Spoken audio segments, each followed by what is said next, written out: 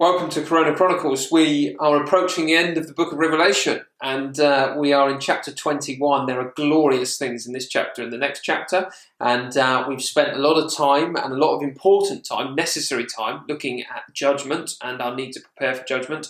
And but we're coming on to the other side of the great white throne now, and we're going to slow down a little bit in these chapters just to get all the goodness out of them.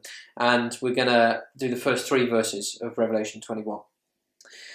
Then I saw a new heaven and a new earth, for the first heaven and the first earth had passed away, and there was no longer any sea. I saw the holy city, the new Jerusalem, coming down out of heaven from God, prepared as a bride, beautifully dressed for her husband. And I heard a loud voice from the throne saying, "Now the dwelling of God is with men, and he will live with them. They will be his people, and God himself will be with them and be their God." These next 2 chapters are just so full. We're going to have to go quite slow in them because they're so beautiful. And again, they're a sort of summary of the whole of what God is about. You know, in fact, wanting to dwell with people. We've gone from one garden, haven't we, where God created Eden and walked with Adam and Eve in the cool of the day, or at least Adam in the cool of the day. That fellowship in the garden, dwelling together. To now we're coming back into this garden city where God dwells. But I think what is interesting is, in one sense, this is not a picture of heaven, of the new creation, even though verse 1 says, he's seeing this. But it goes on really to be a picture of us, God's people in heaven, isn't it? And we're explained. It's strange, isn't it? Because in verse 2 it says, "I saw the city, the new Jerusalem, coming down out of heaven from God." You think, okay, there's a city. Yeah. And then prepared as a bride. Yeah. Beautifully dressed for her husband. Yeah. So either the angel is sort of lying. He says, "I'm going to show you the city," and then you see the bride, or the bride is the city and the city is the bride, which is obvious. But most brides wouldn't like to be called a city, would they? I mean, if you said, "Gosh, she looks like a city," as she comes down the aisle, broad as a brick house.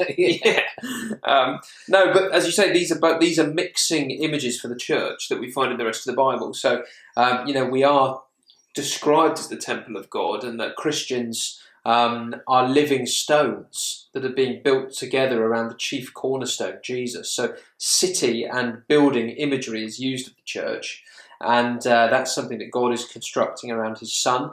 But then the bride is a really lovely image as well, isn't it? From the Bible, you get it in Song of Solomon and Ephesians, and it's a picture of the uttermost intimacy, isn't it? The love and the covenant that exists between us and our God.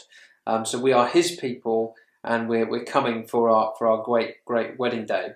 And I think, as you said just now, this idea that we're not seeing heaven in a sense, we are seeing the new creation, aren't we? This is a new heaven and a new earth, and lots of people still have a very very impoverished understanding of heaven, just as a kind of spiritual world, and it's going to be very boring and very unreal, But actually, C.S. Lewis was on the mark, wasn't he? When he said that this world is the shadowlands. So when you look at an oak tree in this world, however beautiful it is, it's only a shadow of what an oak tree will really look like. Everything will be more real and more colourful and more bright and more engaging and than ever. So that's what we're seeing tied up in this as well. Yeah, in comparison to the city of Babylon, which is a haunt, as we were saying. It's less than it was. This is more than we could ever imagine, and amazing, and an amazing thing that it's a city where God dwells. Yeah. And yet this is the bride. So there's this intimacy of the dwelling of God with his people, and we dwelling with him. And the sort of prepared as a bride, beautifully dressed for her husband. There's no shame there. There's no, I'm a bit poor. There's no, I didn't do all the righteous acts I wish I had. There's no, it is a glorious bride in the presence of an even more glorious husband dwelling with God. And that is what makes heaven or the new creation, isn't it? Yes. The fact that we will dwell with God, yes. and God will dwell with us. Yes. So, everybody would desire heaven if it was just being reunited with the things I liked in this life. But that is not the heartbeat of heaven. I mean, the heaven at the end of Gladiator, that film, is him running through a cornfield with his dog and his wife running the other way. And that's what people think heaven is, eternally sort of sentimental, nice things. Yeah. But it's God. Yeah. Yeah, and I mean, even as far as I understand, the Quranic Muslim heaven, it is without God, isn't it? Allah's not really there. It's the things that you get from Him. Yeah, but it's not the things we get from Him so much as Him. Yeah, absolutely. And the psalmist talk about that. In your presence is fullness of joy. At your right hand, the pleasures forevermore. So it's in the presence of God that we find fullness of joy. Yeah. And this is the answer to the Bible's big question, because in Eden, as you mentioned, we were dwelling with God, we were walking with Him, but there was an expulsion, there was death, and then the big question in the Bible from then on is, who can ascend the mountain of the Lord? Who can come and dwell with Him again? Yeah. Well, only Jesus, and us in Jesus. Yeah. We can come and dwell with Him again. And He's the bridegroom and we're the bride. Yeah, absolutely. Yeah. Okay, but there's one thing that people sort of pick on in this little bit of passage that seems to stir them up. And that it says that there is no sea. I actually can't see where that verse is. Verse 1, end of verse 1. End of verse 1, yeah.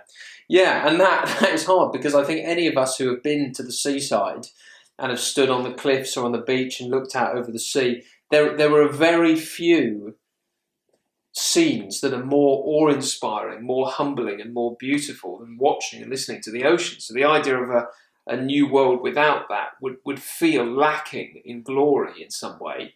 And I personally think the sea in that form will be there, but what it stands for in the Bible is actually a place of darkness and hostility and destruction and death, and something that can't be tamed, something that's unruly. So when Jesus calms the storm, He's not preaching against wind and waves. He's showing an authority over evil, even in that case. So this is the removal of things that are hostile, I think, to God. Yeah, and to people. I mean, often a raging sea stands for satanic activities and the evil and violence of mankind. Yeah. So that's what it's saying, isn't it? Because we know that there's a glassy sea in another occasion around. So these are, again, we've got to remember, these are imageries. I mean, how do you describe something that is so much more beautiful than we can imagine? Yeah. You have to use sort of words and images that we know. Yeah. Because these are shadowy and there's the reality to come, as you say. Okay, well, it's an amazing passage. It's talking about the intimacy of God and His people, husband and wife, and that picture of dwelling. We'll carry on these wonderful truths next time.